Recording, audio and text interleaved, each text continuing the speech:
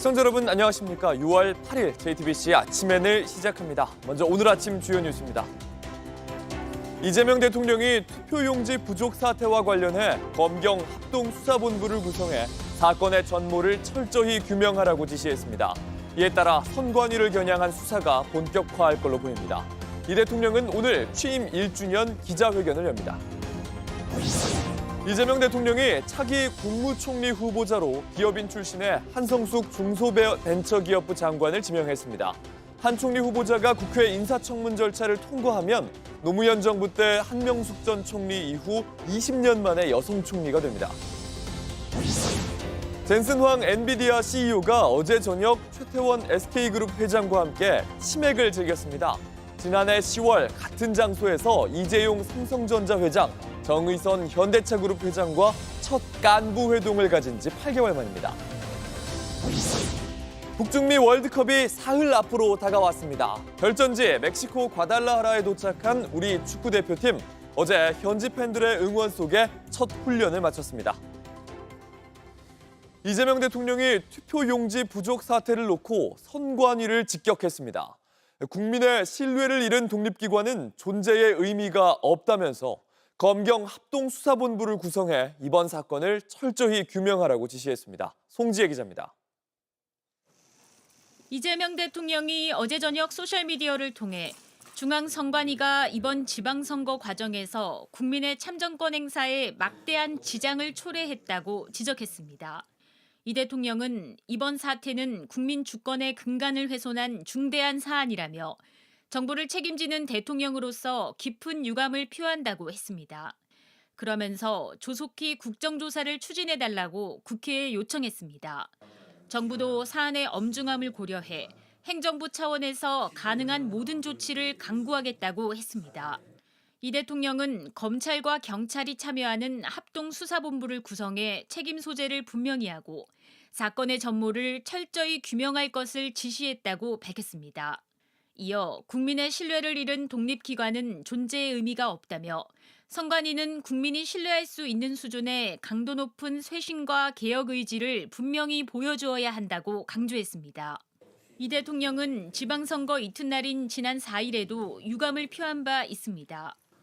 민주공화국에서 무엇보다 철저해야 될 선거관리에 납득하기 쉽지 않은 허점이 발생한 점에 대해 매우 큰 유감을 표합니다. 그러나 이후에도 청년층을 중심으로 관련 시위가 이어지는 상황에서 선관위의 대응도 국민 눈높이에 맞지 않는다고 판단해 한층 강도 높은 유감의 뜻을 표한 걸로 풀이됩니다. 이 대통령의 지시에 따라 대검과 경찰청은 합수본 사무실 장소와 파견 인력 규모 등을 논의하기 위한 실무자 협의를 시작할 방침입니다. JTBC 송재입니다. 이재명 대통령은 잠시 후 청와대 영빈관에서 취임 1주년 기자회견을 갖습니다. 이 대통령은 1주년 기념사를 통해 지난 1년의 소회를 밝히고 2년차 국정 비전과 4대 목표를 제시할 계획입니다. 이어 민생 경제, 정치 외교 안보, 사회 문화 등 세 분야로 나눠 100분 동안 기자들의 질문에 직접 답할 예정입니다. 이재명 대통령이 차기 국무총리 후보자로 한성숙 중소벤처기업부 장관을 지명했습니다. 임명이 된다면 노무현 정부 때 한명숙 전 총리 이후 20년 만에 여성 총리가 됩니다. 안지영 기자입니다.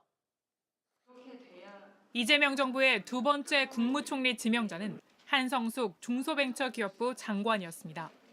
강훈식 비서실장과 정성호 법무부 장관이 함께 거론됐지만 깜짝 인선이었습니다. 청와대는 발탁 배경으로 AI 시대의 적임자라는 점을 꼽았습니다.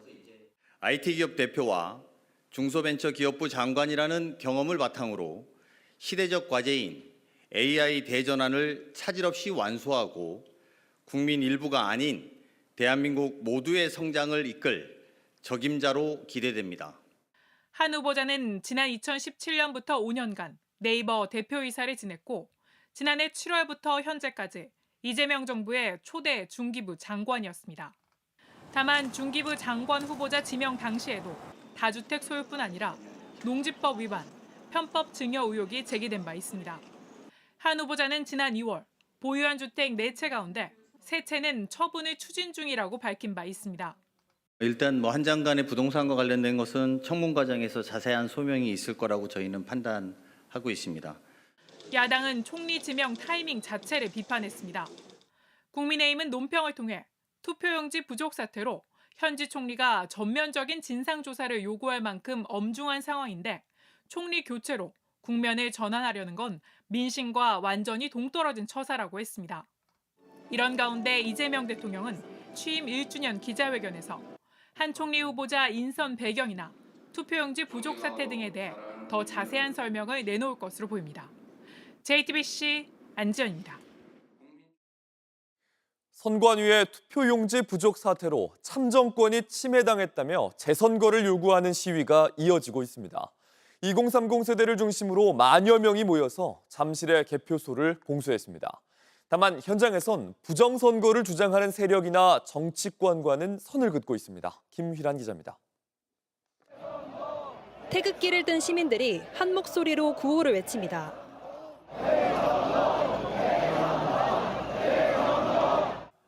잔디밭에 모여 직접 손피켓을 만들고 애국가를 부릅니다.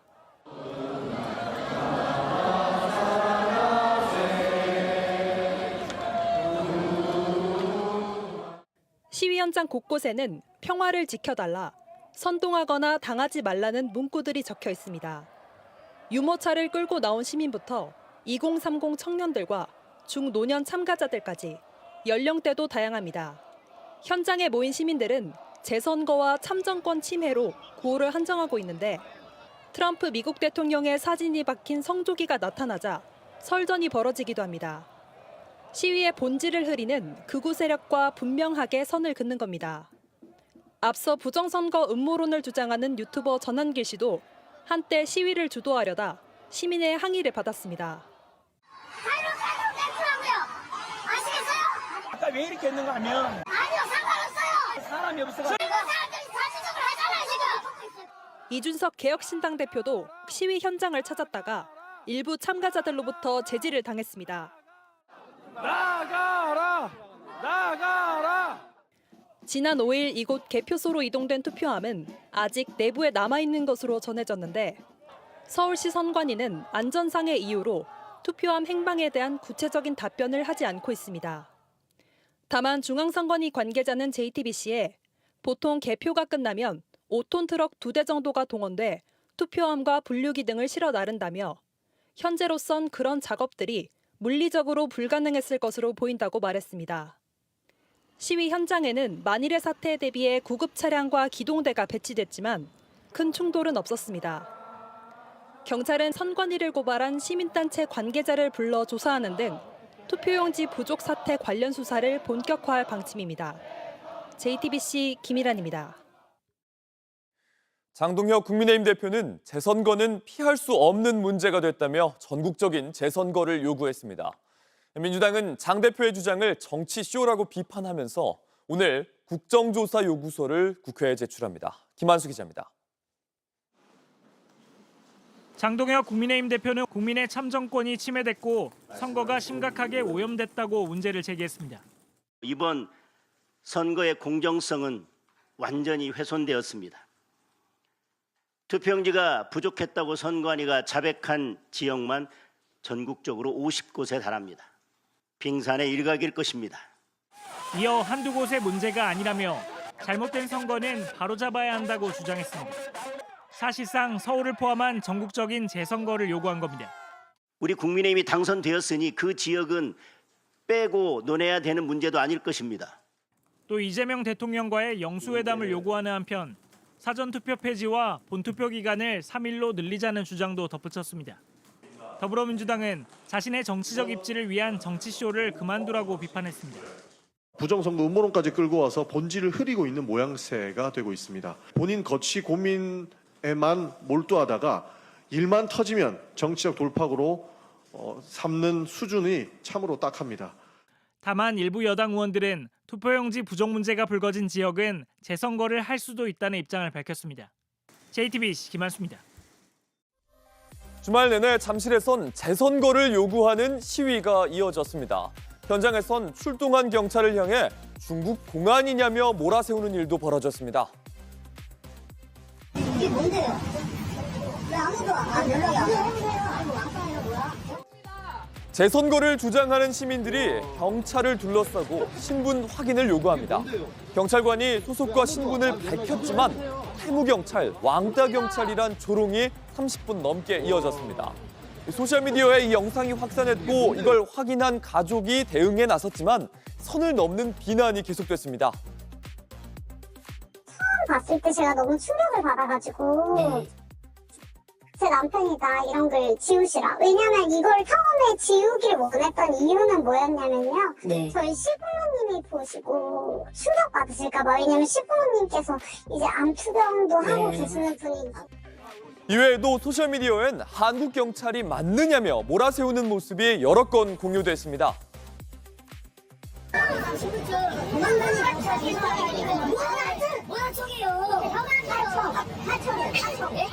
대한민국 경찰 맞아요? 말투가 왜 그래요? 저 어디 가면 왜 한국말로 나와요?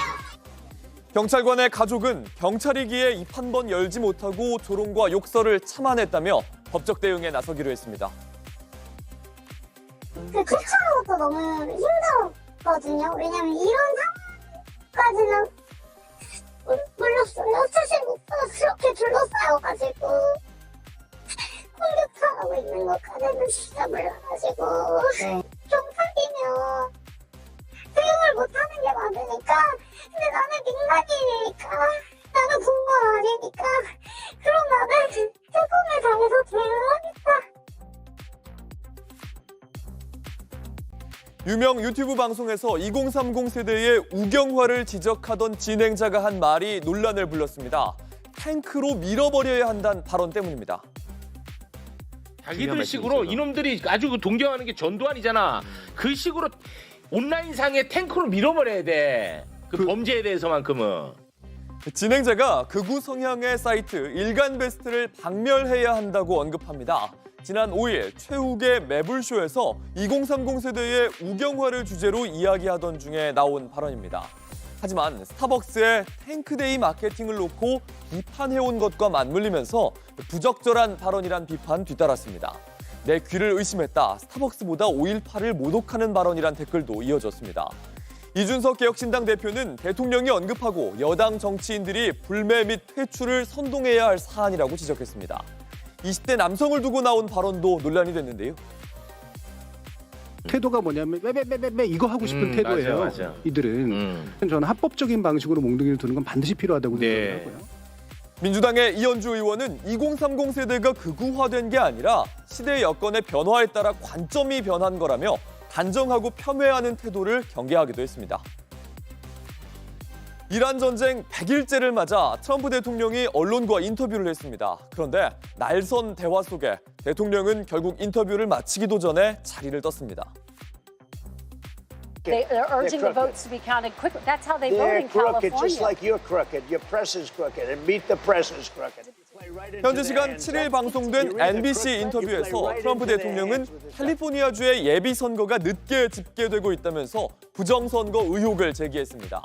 트럼프가 진행자를 향해 멍청하다고 쏘아붙이자 진행자는 증거가 있느냐고 맞받아쳤는데 결국 인터뷰를 돌연 끝내버렸습니다. You're one-sided crooked network. So let's call it quits because I've had enough. Thank you, darling. Have a good time. A country can never be great with a dishonest.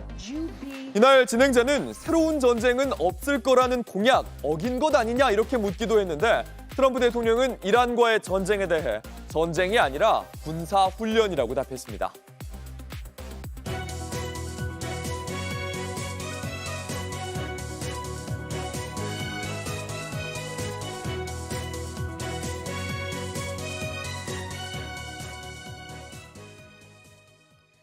도널드 트럼프 미국 대통령이 이란과의 협상이 매우 가까워졌다고 재차 강조했습니다.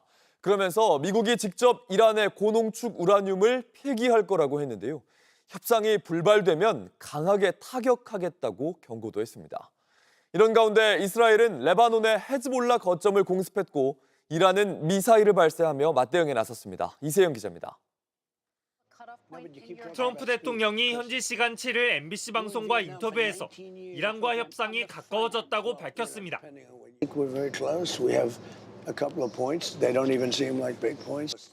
합의가 이루어지면 미국이 직접 우라늄을 폐기할 것이라고 했습니다.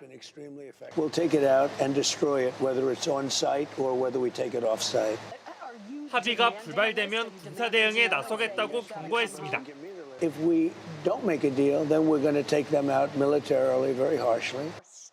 이란이 요구하는 동결자산 해제에는 선을 그었습니다.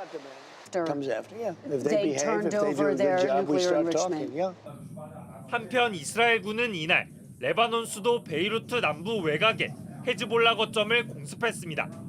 네타냐후 이스라엘 총리는 헤즈볼라의 이스라엘 공격에 대한 보복 차원이라고 밝혔습니다.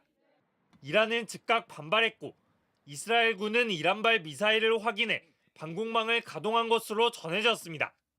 종전 협상이 임박했다는 전망 속에도 중동의 긴장은 계속되고 있습니다. JTBC 이세현입니다. 어제 저녁 젠슨 황 엔비디아 최고 경영자가 최태원 SK그룹 회장과 함께 다시 한번 치맥을 즐겼습니다. 두 사람 러브샷을 하면서 끈끈함도 과시했는데요. 마치 팬미팅이 열린 듯 시민들에게 치킨을 나누어 주고 농담을 건네기도 했습니다. 김서하 기자입니다. 젠슨 황 엔비디아 CEO가 두산 베어스 유니폼을 입은 채 모습을 드러냅니다. 시민들을 향해 손을 흔들자 환호성이 터져나옵니다. 어제 저녁 7시쯤 황 CEO는 깐부치킨 삼성점에서 최태원 SK그룹 회장과 만났습니다.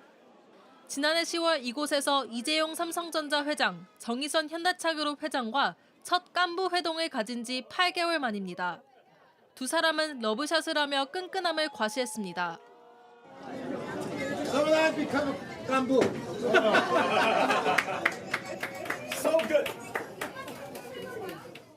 이날 식사 자리는 팬미팅을 방불케 하는 분위기였습니다.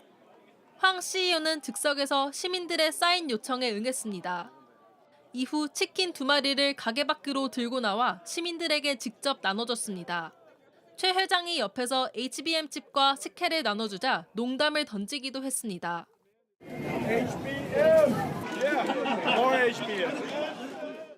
회동은 1시간가량 이어진 뒤 저녁 8시쯤 마무리됐습니다.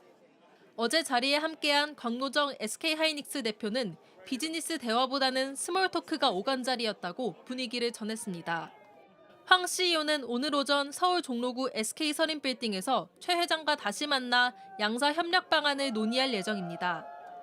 이후 현대차와 LG, 네이버 등 주요 기업 사옥도 방문할 계획입니다.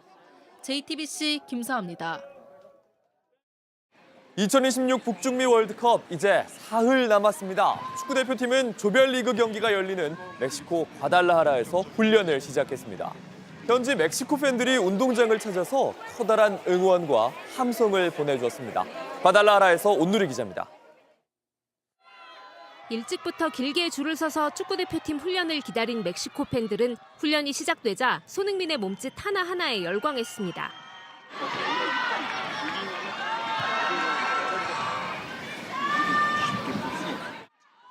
가볍게 뛰던 손흥민이 화답하듯 손을 흔들자 커다란 환호성이 터져나왔습니다. 축구대표팀은 현지에서 하는 첫 훈련인 만큼 가볍게 몸을 풀고 짧은 미니게임을 했는데 약 800명의 팬들은 1시간 내내 자리를 지키며 우리 대표팀 훈련에서 눈을 떼지 않았습니다. Bueno, la verdad es que soy muy fan. Me gustan mucho los K-dramas y he estado estudiando mucho su idioma porque me gusta mucho la cultura. Que gane Corea. Principalmente por los jugadores que tiene, desde Son y bueno, todos los que tiene desde el Bayern, PSG y actualmente el nuevo, el de Besiktas. Y me hace mucha ilusión poderlos ver aquí entrenar. 멕시코 팬들 앞에서 기분 좋게 과달라하라 일정을 시작한 축구대표팀은 본격적으로 체코전 준비에 들어갑니다. 세트 플레이라든지 크로스 이런 부분에 있어서는 저희가 좀 더 신경을 많이 써야 되는데 아무래도 신장 차이가 나는 그런 것들을 좀 저희가 극복을 좀 해야 될 필요가 있다라는 생각이 들어요. 전지훈련지 솔트레이크 시티와 달리 우기가 시작돼 집중호우가 잦은 과달라하라의 날씨에도 대비해야 합니다. 대표팀 훈련 시간도 날씨와 선수들의 컨디션을 고려해 오후에서 오전으로 바꿉니다. 체코전까지 남은 훈련 기간 동안 대표팀은 현지 고도와 날씨에 완벽히 적응하고 전술 완성도를 끌어올려 월드컵 첫 경기 승리에 도전합니다. 과달라하라에서 JTBC 온누리입니다. 날씨입니다. 오늘은 전국이 대체로 흐린 가운데 강원과 충북, 영남 등에 소나기가 쏟아지겠습니다. 아침 최저 기온은 서울과 대구가 18도, 대전 19도 등으로 어제와 비슷하겠습니다. 낮 최고 기온은 대구가 26도, 서울 27도 등 전국이 20도에서 27도로 대체로 30도를 밑돌아 심한 더위는 없겠습니다. JTBC 아침엔을 마칩니다. 내일도 7시 반에 아침을 열겠습니다. 시청해주셔서 감사합니다.